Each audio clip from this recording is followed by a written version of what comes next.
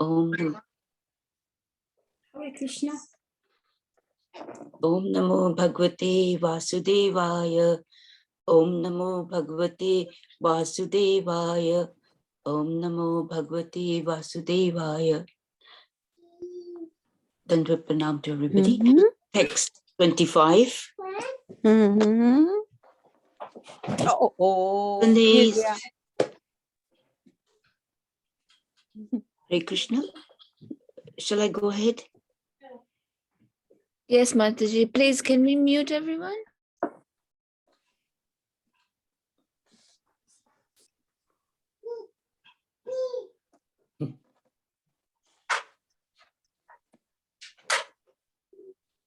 Okay. Shall I go?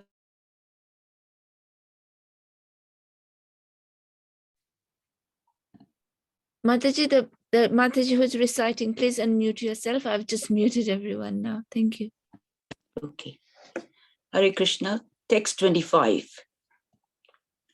Sane sane uprama made buddhya driti gritya atma samstam manakritva na kinchid api sinyatyet chintayet. Hare Krishna.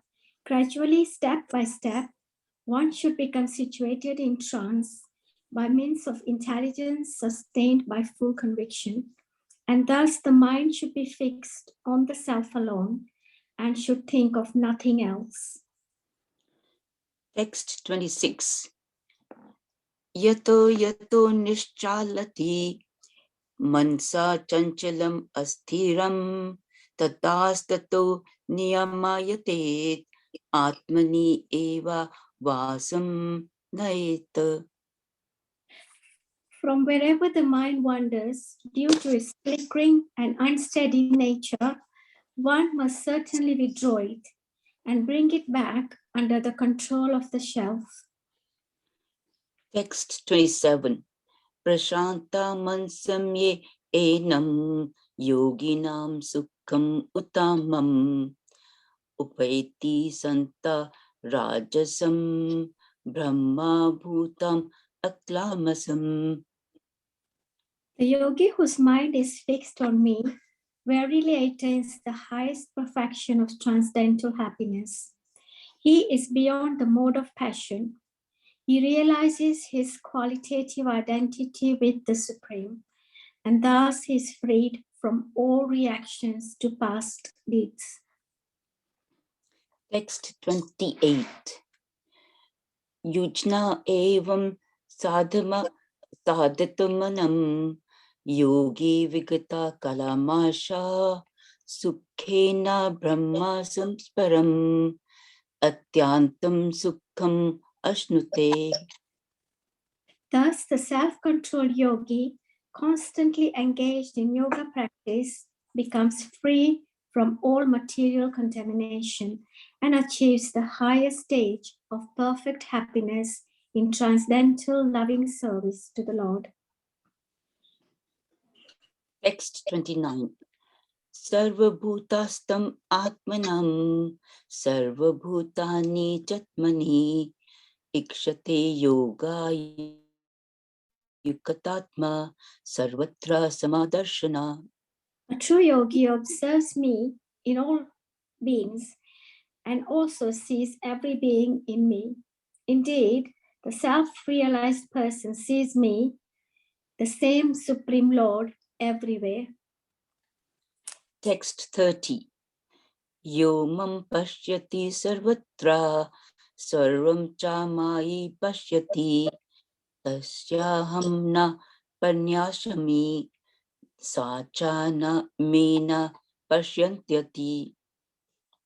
For one who sees me everywhere and sees everything in me, I'm never lost, nor is he ever lost to me. Text 31. Sarva bhuta stitam yo mam bhajyate ekvatam ashita sarvatha varto manopi sayogi mai vartate. Such a yogi who engages in the worship service of the Supersoul, knowing that I and the Supersoul are one, remains always in me in all circumstances. Text 32. Atmapomiyena sarvatra samam pashyati yorjuna sukham yayadi va dukkham sayogi parmo mataha. He is a perfect yogi who, by comparison to his own self, sees the true equality of all beings in both their happiness and their distress. O Arjuna. Text 33. Arjuna uvacha yoyam yogastav ya prakuta samyena madhusudana etyasham na pasyami chanchalatvat titam sthiram. Arjuna said, O Madhusudana, the system of yoga which you have summarized appears impractical and unendurable to me, for the mind is restless and unsteady.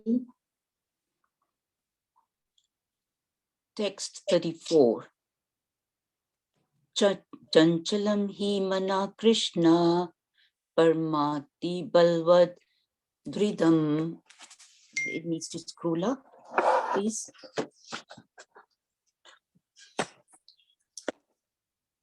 Tashyatam nigraham manye vayo eva su dushkaram. The mind is restless, turbulent, obstinate, and very strong, O Krishna, and to subdue it, I think, is more difficult than controlling the wind. Text 35. Sri Bhagavanu vacha asmasyam manobaho manodrigram chalam abhyashena tu kaunteya vairagyena chagriyate. Lord Krishna said, O mighty armed son of Kunti, it is undoubtedly very difficult to curb the restless mind, but it is possible by suitable practice and by detachment. Text 36. Asmayat matmana yogo dushprapa iti me mate vasyatmana tu yatata sakyo vaputam upyatate. For one whose mind is unbridled, self-realization is difficult work. But he whose mind is controlled and who strives by appropriate means is assured of success. That is my opinion. Text 37. Arjun uvacha asyati shraddhoya peto yoga chalita manasa aprapya yoga samasiddhim kam gatim Krishna gacchati. Arjuna said, O Krishna, what is the destination of the unsuccessful transcendentalist who, in the beginning, takes to the process of self-realization with faith, but who later desists due to worldly mindedness and thus does not attain perfection in mysticism? Text 38. Kachinobhya vibrastas chinma bharam eva nashyati aprashito manabhaho vimuddu brahmana pati. O mighty Aunt Krishna, does not such a man who is bewildered from the path of transcendence fall away from both spiritual and material success and perish like a raven cloud with no position in any sphere? Text 39. Etan me samyasam Krishna chetam areshe istashata tvad anya samyas yashya chetanaye vyapadyate. This is my doubt, O Krishna, and I ask you to dispel it completely. But for you, no one is to be found who can destroy this doubt. Text 40. Shri Bhagavanu Vacha Partha Naiva Namutra Vinashastasya Vidyate Nahi Kalyana Krite Kaschit Dugratitam Tata Gachati. The Supreme Personality of Godhead said, O son of Pratha, the transcendentalist engaged in auspicious activities does not meet with destruction earlier in this world or in the spiritual world. One who does good, my friend, is never overcome by evil. Text 41. Prapya punya kritam lokan usitva swasatha samha suchinam shrimatam gehe yoga prasto abhyajate. The unsuccessful yogi, after many, many years of enjoyment on the planets of the pious living entities, is born into a family of righteous people or into a family of rich aristocracy. Text 42. Athava yoginam eva kule bhavati dimatam etatihi dulabha taram loke janma yad idrasham. Or, if unsuccessful after long practice of yoga, he takes his birth in a family of transcendentalists who are surely great in wisdom. Certainly, such births are rare in this world. Text 43. Tatratam buddhi samyogam labhate puvara deikam yatate cha tato bhuya samisadhau guru nandana. On taking such a birth, he revives the divine consciousness of his previous life. And he again tries to make further progress in order to achieve complete success, O son of Kuru. Text 44. Urva vyabhyasena tenaiva riyate ye ashvaso pisha jinashu api yogasya sabda brahmat varatate. By virtue of divine consciousness of his previous life, he automatically becomes attracted to the yogic principles, even without seeking them. Such an inquisitive transcendentalist stands always above the ritualistic principles of the scriptures. Text 45. Prayatanad yatmanastu yogi samsudha kibisha aneka janma samidhasa tato yati param gatim. And when the yogi engages himself with sincere endeavor in making further progress, being washed of all contaminations, then ultimately achieving perfection after many, many births of practice, he attains the supreme goal. Text 46. Tapas vibhyo atidiko yogi janabhyo pi mato adhika karambhyas chadiko yogi tasmat yogi bhava Arjuna. A yogi is greater than the ascetic, greater than the empiricist, and greater than the fruity worker. Therefore, O Arjuna, in all circumstances, be a yogi. Text 47. Yoginam api sarvesham madgatena ta atmana sarvadhan bhajte yomam same yukta tamu mata. And of all yogis, the one with great faith who always abides in me, thinks of me within himself, and renders transcendental loving service to me. He's the most intimately united with me in yoga and is the highest of all. That is my opinion. Hare Krishna.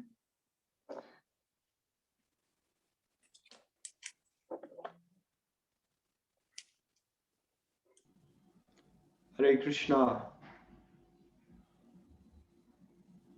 Hare Krishna, Prabhuji. Should I make you the host now? You could share your slides. Yeah, you can make me a co-host, please. Yeah, that would be nice.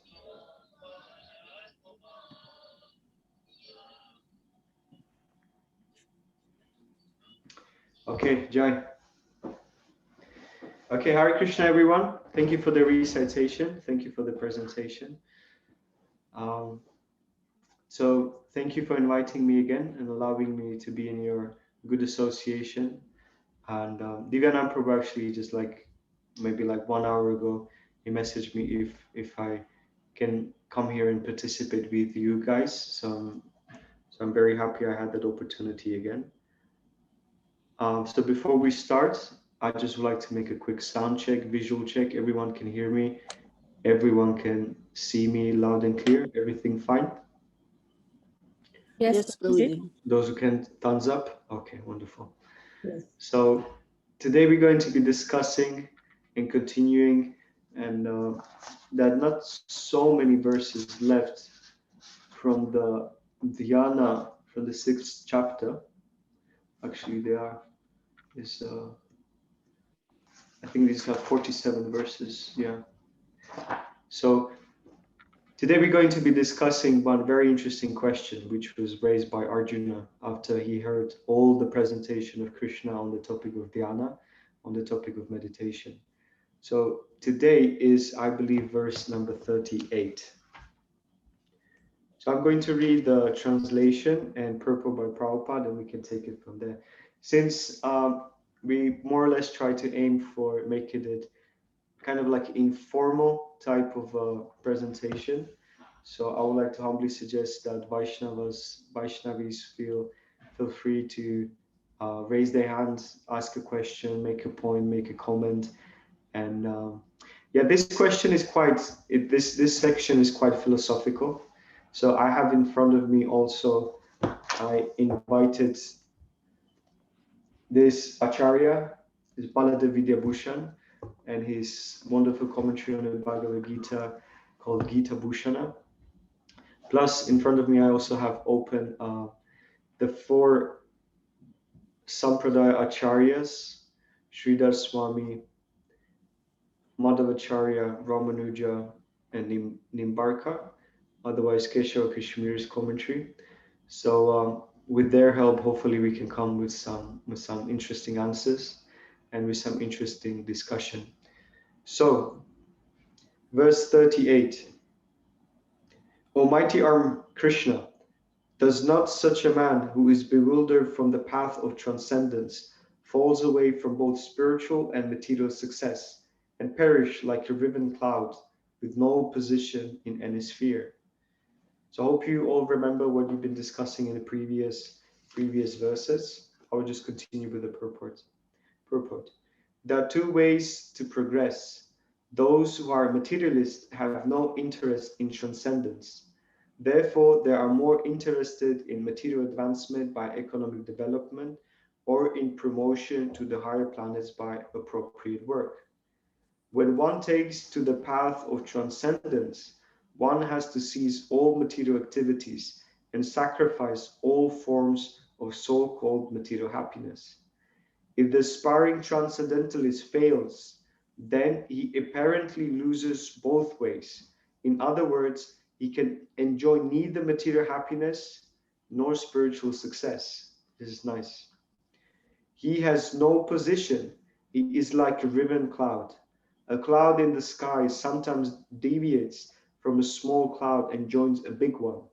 But if it cannot join a big one, then it is blown away by the wind and becomes a non-entity in the vast sky. The Brahmana Pati is the path of transcendental realization through knowing oneself to be spiritual in essence, part and parcel of the Supreme Lord. who is manifested as Brahman, Paramatma, and Bhagavan. Lord Sri Krishna is the fullest manifestation of the Supreme Absolute Truth, and therefore, one who is surrendered to the Supreme Person is a successful transcendentalist. To reach this goal of life through Brahman and Paramatma, realization takes many, many births. Bahunam Janmanam Te. Therefore, the supremmost path of transcendental realization is Bhakti Yoga, or Krishna consciousness, the direct method. Jai Srila Prabhupada Ki Jai. So very interesting verse, very on point question. So just to do a quick recap, this whole dhyana section is basically, as we all know, is focusing on meditation. And when we're speaking about transcendentalists, Prabhupada very nicely presented the point that all these three types of personalities are transcendentalists. Those which are the followers of Brahman, Paramatma, and Bhagavan. So those which are followers or those which want to realize Brahman, many times they are considered in our terminology as Mayavadis or Brahmavadis.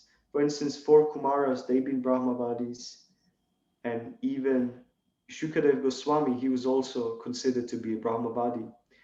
So Brahmavadis, think about them as agnostics, right? Just like in the modern society, modern culture, you have personalities which are not opposed necessarily with some kind of emotions against the idea of God, but rather they feel that they don't have either necessary knowledge or understanding to make a conclusion on the absolute truth or on the Krishna consciousness.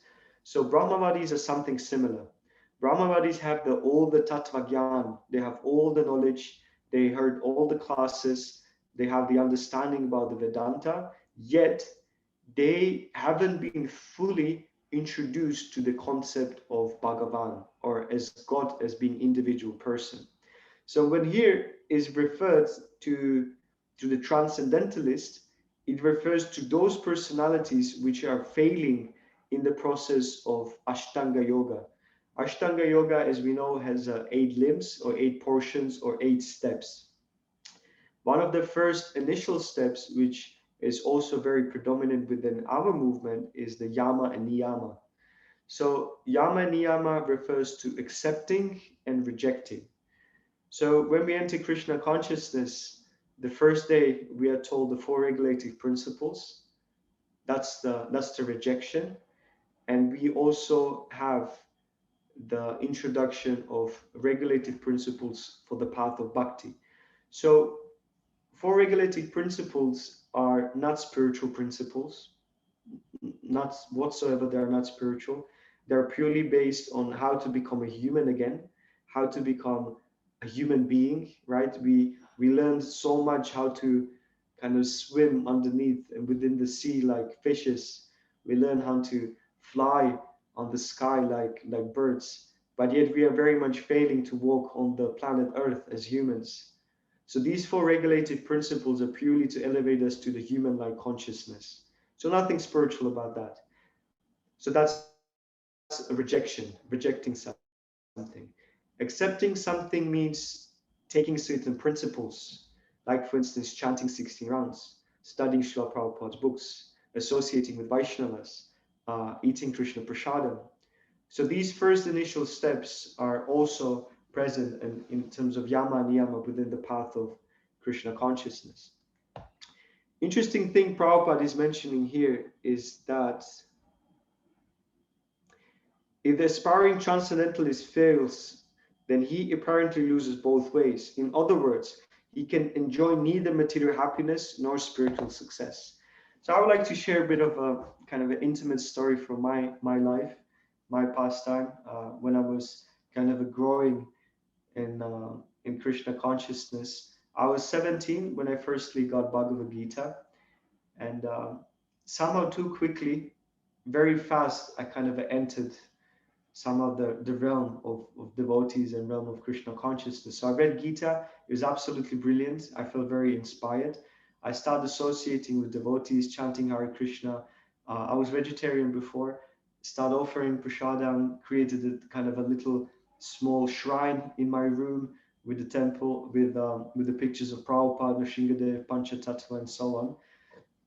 Start buying all the books and everything, and in one point I end up also in a temple in the Brahmacharya ashram in my country where I'm from, in Slovakia. And I was 17, 18, and somehow or another, it was so quick for me. It was just so quick. And I decided this is too much.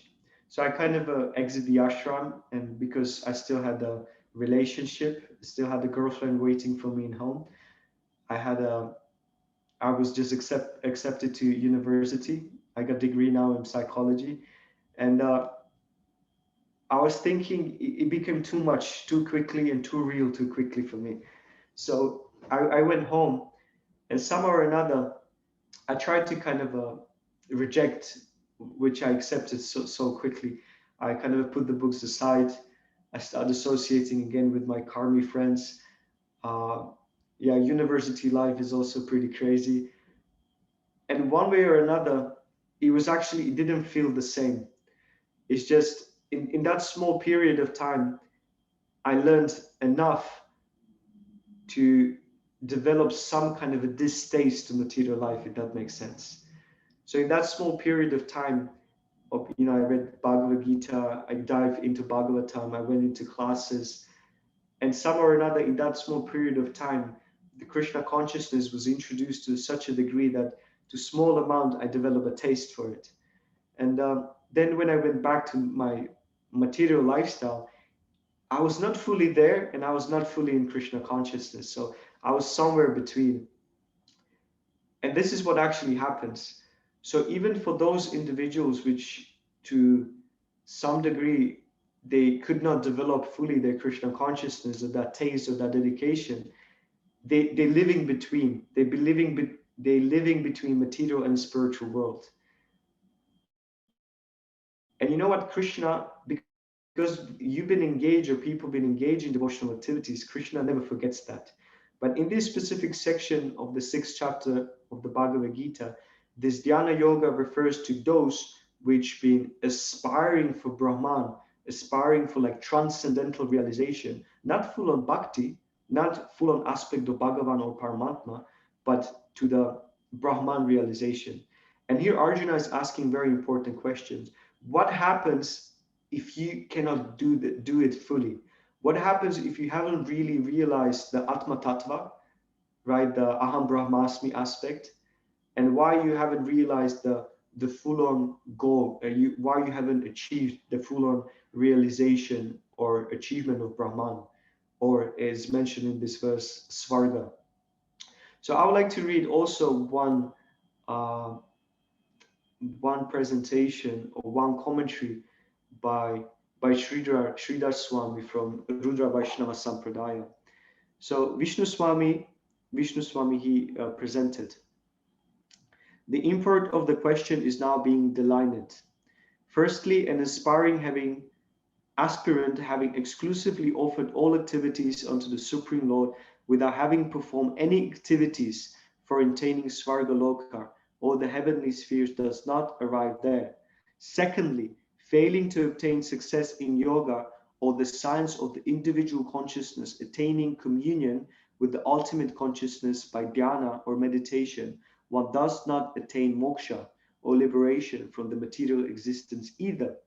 Thus, not qualified for both and deluded on the path leading to the Brahman or the spiritual substratum pervading all existence and Atma Tattva or realization of the soul. Does not such a one perish or does such one escape death? This is the question posed to Lord Krishna. A metaphor concerning the destruction of such one is given by the example of detached cloud in the sky being disconnected from the mass and unable to attach to another is dissolved in the interval. Is it not for such one? Okay, quite elaborate English, so sorry for that. So basically, the question is, what happens to the individual if he doesn't attain really the understanding of Atma Tattva and the desired goal, or Svargaloka, or Brahman realization? So how can we understand this section of the Bhagavad Gita? And the answer is very simple. It points us to a singular direction towards bhakti, right? Later on, we're going to find out there's no loss, there's no diminution in the path of Krishna consciousness, which means that whatever you invested in the path of bhakti, because you invested it with the individual, with the person, with Krishna, he always feels that he has to and he will reciprocate with you, right? So it's just like, imagine someone from your family members, your grandchildren, your children, your immediate family, someone will come to you and offers you, let's say, a simple flower, right? So because we are humans and we have a heart, we desire reciprocation. So if someone does that in the act of love, we naturally feel that we have to and we will reciprocate with them. So imagine Krishna, who is the supreme personality of God, at the level of reciprocation that he may offer with a very small and very minute activity which we pointed towards him. So Krishna, because he's ultimate, also his memory is ultimate, and he can always remember that small, minute activity which you perform for his satisfaction. Therefore, for a Vaishnava, for a devotee, there's no loss nor diminution on the path of devotional service. Just like Prabhupada is emphasizing this in the last sentence. Therefore, the supremmost path of transcendental realization is Bhakti Yoga, or Krishna consciousness, the direct method. So one interesting thing about Bhagavad Gita is that it presents a path according to your stage of consciousness. Bhagavad Gita presents whoever you are, wherever you are from, whatever level of consciousness you achieved, whatever is your aspiration, your desires, your motives to enter Krishna consciousness or spirituality in general, everything can be facilitated. If you desire Brahman or moksha, no problem, can be facilitated. If you desire Paramatma or understanding of the super soul within the region of the heart, no problem, can be facilitated. If you desire wealth, if you desire knowledge, if you desire beauty, if you desire heavenly regions, no problem, can be facilitated. But if you desire a path of bhakti or Krishna consciousness, that can be also facilitated, but requires a bit of work, obviously, like with everything. So this analogy of a cloud dissolving means that when you attached to something which is of solid foundation, you're basically covered. You're part of something. So similarly, when you are part of Krishna consciousness or ISKCON, what happens, that bigger cloud represents the sheltering of Srila Prabhupada, right? It facilitates you that the moment, or as long as you are connected with this spiritual path of Krishna consciousness within the realm of ISKCON, straight away you have facilitation or being covered by the Vaishnavas, being covered by the wonderful Pancharachika Vidhi standards that we offer in our temples, being covered by opportunity to offer your devotional service in a direct format. Also, the sadhana is very much strict and presented as such. So Srila Prabhupada created this wonderful morning program, right? Waking up early, chanting Hare Krishna, participating in, for instance, if you have that option in temple services, participating in temple program, in temple worship, or being part of a community which facilitate these angas of bhakti. And what this happens is that the moment you are covered by this bigger cloud, the moment you are covered by this Krishna consciousness, naturally you'll be progressing. And as the wind of Krishna consciousness will furly kind of blue, or how do you say blow in the distance, you will go with that big cloud. Does it make sense? So that's what Krishna consciousness may ultimately facilitate for all of us. It's a very philosophical presentation mentioned here, or philosophical question presented here by Arjuna on the topic of dhyana, on the topic of meditation. And as the Bhagavad Gita is going to be progressing, more and more it will be solid and firmly presented by Krishna that the path of bhakti is the ultimate goal, the ultimate one, the ultimate destination. Because ultimately, in this day and age, in the age of Kali, people as such, we don't have the capacity to perform Ashtanga yoga and to perform dhyana yoga as such. That's why it's very important to participate in sadhana bhakti, or practicing Krishna consciousness. I would like to read another commentary from this book, Gita Bhushana by Baladev Vidya Bhushan. It's a very small purport, so I'm just going to read it out. The unsuccessful yogi should not get svarga by execution of duties without personal desire, nor will he attain a vision of the Atma from imperfect Ashtanga yoga. Not having attained either of these, does he perish or not? Will he be destroyed like a cloud which separates from one cloud and disappears before joining another cloud? Why should one worry about this? One should worry because that person has become bewildered about the method of attaining Brahman. So bewilderment is a natural position of the living entity, and the Vedas are also quite bewildering. It is said that what we possess now is a literally very minute fraction which actually Vedas offer in general, or in the fullest. And even amongst that small little fraction of the Vedas, there are very, very complicated subjects involved there as well, very flowery subjects. So the Vedas can facilitate in anything and everything one desires. But ultimately, as Krishna presented himself in the Bhagavad Gita, Sarvasya chaham hridi sanivishto mata smriting jnanam apohanam cha vedascha sarvam aham veva vedyo vedanta krit vedavid eva chaham. Krishna very strongly and very firmly presents that I am the conclusion of the Vedas. By all the Vedas I am to be known. I am the compiler of the Vedas.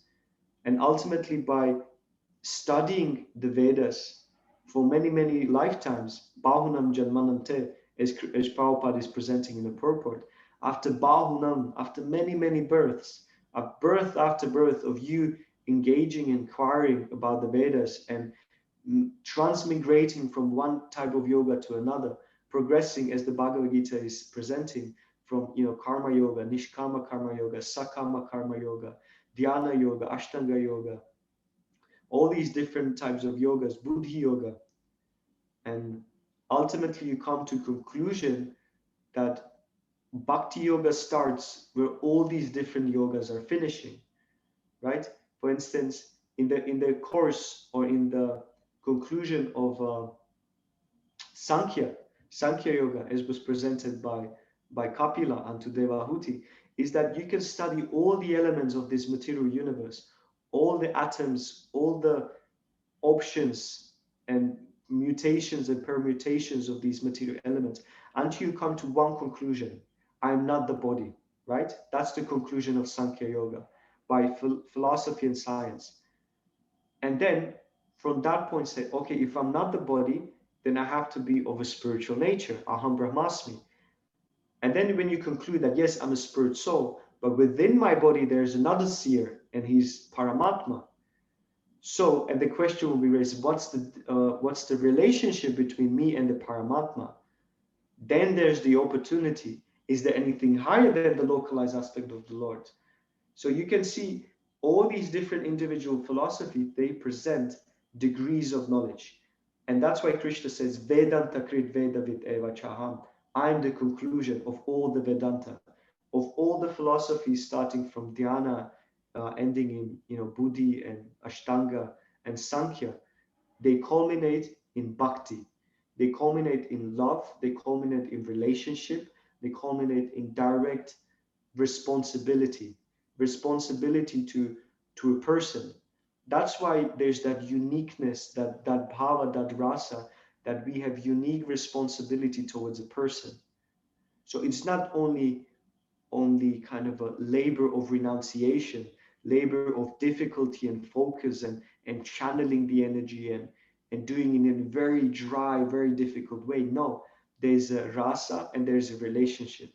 And that relationship is ultimately why bhaktas are actually, they are able to so easily to cross beyond this material ocean. That's what takes lifetimes and lifetimes for a dhyani or ashtanga yogi, is such a simplicity for a bhakta, because that rasa is what sustains him. So what these other paths, they need to invest a lot of into tyaga and jnana For bhakta, it's a side effect. And let me give you one presentation, one thesis which I was working on for a moment. Basically, as I mentioned, bhakti produces many offshoots or many kind of fruits. One of the fruits of bhakti or devotional service is a renunciation or tyaga and knowledge, jnana. Interesting thing is that Rupa Goswami says that what is there to renounce, right? You can ask yourself, what is there to renounce for you? What belongs to you actually? The car, the house, the family, the relatives, the body, does it really belongs to you? So what is there for you to renounce if nothing? Renunciation means that there's something which we own. But the question is, Rain, what do you actually own? And the answer is nothing.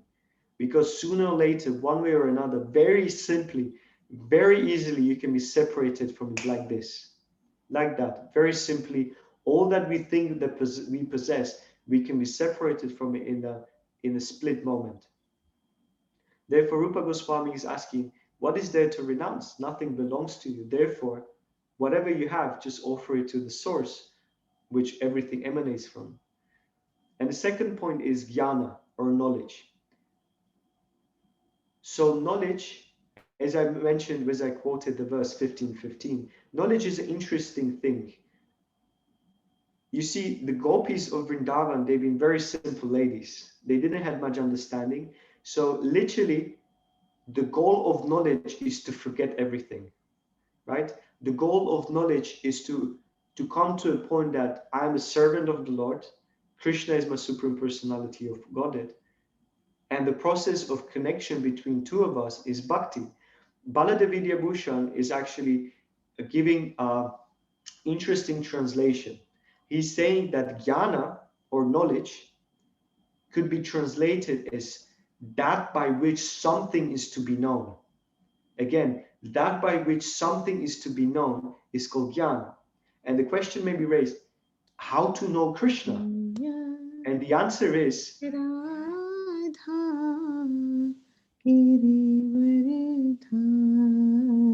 nice bhajan. Whoever is singing is very beautiful. Hare Krishna. Nice bhajan. Anju, nice singing. I was saying that jnana means that by which something is to be known. Therefore, the question is how to know Krishna, and the answer is bhakti.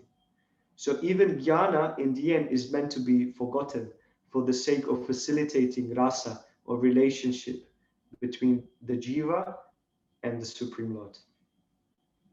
I hope that makes sense. So this was an interesting verse, quite philosophical. If there are any points, any questions, anything devotees wish to share, please do so now. Hare Krishna. Feel free to raise a hand, unmute yourself, or share something, some realization, some kind of a reflection. Hare Krishna, Prabhuji. Haribol. I'm so pleased you shared some of your journey from your young age, and because it's something we always wonder about the Vaishnav, how they get where they do, and you voluntarily did it a very good job, and sounds so inspiring, really good, and how you were drawn back to it. It was so special. Nothing and nobody could have stopped you. And we're really happy to have you. Thank you, Prabhuji. It's very kind of you, Jenny. Thank you so much. It was interesting. I was trying to run away literally from Krishna, and I was meeting devotees on the streets. I was even watching Karmi movies, and I was just constantly, there was some kind of a either words or even the scene with the devotees doing kirtan, and I was just like, my gosh, Krishna, what are you trying to say? What are you trying to do here? And you start losing taste. It's like I was in the cinema and I was like, that doesn't feel like before. It's not the same movie. I mean, the friends around me are the same. I'm seemingly the same directors, but it doesn't give you a taste. So the moment you got a bit of a taste of Krishna consciousness, then Krishna won't let you go so easily. So I was very lucky and very fortunate that Krishna orchestrated my life in such a way that uh, I'm here now, sitting in front of you. If anyone would like to share anything else, dear devotees, based on what we've been discussing now. Hare Krishna, Antaranga Prabhu, wonderful, wonderful. Your association is really good, and because you're young, you can elaborate it very nicely in a way how you came, how, and what my realization is just hearing your past time, that actually Krishna gives you these opportunities, isn't it? He said, okay, try and taste something and see and go back and see what you feel, because you have taken a shelter of Krishna once. He will pull you back. He will always pull you back. He will make you feel, this is not for me, that's for me. He gives you the choice, and then with your consciousness, because he through the process, your consciousness get purified, and that way he said, no, this is not for me, that's for me. That's why it's good to share your pastime, so that people can understand what a wonderful process is Krishna consciousness. It's no way to be missed. So thank you very much. Thank you so much. And you elaborated very nicely. You makes it, because being a young person also, it's a different way of explaining things. So that also helps. Thank you. Thank you so much for the encouragement. Thank you for telling me I'm young. I appreciate that. You are. Devotees, you can feel free to even share. There was some like personal messages. So if you don't want to share out loud, you feel free to drop me a personal message, and obviously without sharing your name, I can voice it and we can discuss it. If you have anything particular to the verse or specifically to the chapter, or anything you find interesting throughout your KC life, then please do share. Yeah, so yeah, my kind of entry to KC was just very nice, and somehow I tried to run away from Krishna, literally, but yeah, it was not really possible, and somehow or another, I had my good portion of so-called material enjoyment, but yeah, you reach a limit where there's no taste there afterwards. You reach a point where there's actually, you start seeing as it is, and you start thinking that you deserve more, something more spiritual. So I bet all of you have these experiences. Well, Krishna bind you to the way with a rope, but it was such a loose leash. He gave you enough freedom to go running around. But when you came back, I bet he gave a big smile. Yeah. My boy, he's come back. He's so sweet. That's Yeah. so beautiful. Devotees are also very encouraging. One thing we should also meditate upon is that as devotees, we should always feel welcoming. One thing which really stands out when Prabhupada was that whenever the devotees have so-called fall downs, even like big sannyasis, there was once pastime that there was this sannyasi which was constantly traveling with Prabhupada, and Krishna, I can't remember his name, and he basically got married and had a wife, had a child. In a traditional way in India, that's a taboo, right? That's a big no-no. And then he went to Prabhupada in such a devastated way that Prabhupada, just please forgive me. And then he asked him like with puppy eyes, like, Prabhupada, are you going to disown me? Like, are you going to reject me? Are you going to put me aside? And Prabhupada there was like, he got teary eyes. He's like, I'm not Lord Chaitanya. I'm not, like, I'm not powerful. I need all of you. Who am I to kind of shout you away from the path of Krishna consciousness? So yeah, even if someone somehow or another leaves Krishna consciousness, we should never judge that. We should always be welcoming, caring, loving, and sheltering, more than anything, sheltering. One thing, there's one friend of mine, he's a Guru Kuli. He stayed here in the ashram, and he grew up amongst the devotees in the Radhadesh community in Belgium. And he said to me that I went to for a period out for like 3-4 years, just traveling around the world and doing all these crazy things that young people do. But then he said, actually, Antaranga, I was just looking for love. I was just looking for love, and I wanted to be 100% sure that there is some kind of a love outside of Krishna consciousness. But then he said to me, I couldn't find it, so I just came back to my hometown, to my parents, to my temple. And so that's the beauty of Krishna consciousness, that especially the parents, they give so much love to the children that even if the kids go out, they cannot compare that love that the parents offered and the community offered. So I found that very inspiring. So the greatest bond, the greatest rope is the rope of love. Hare Krishna.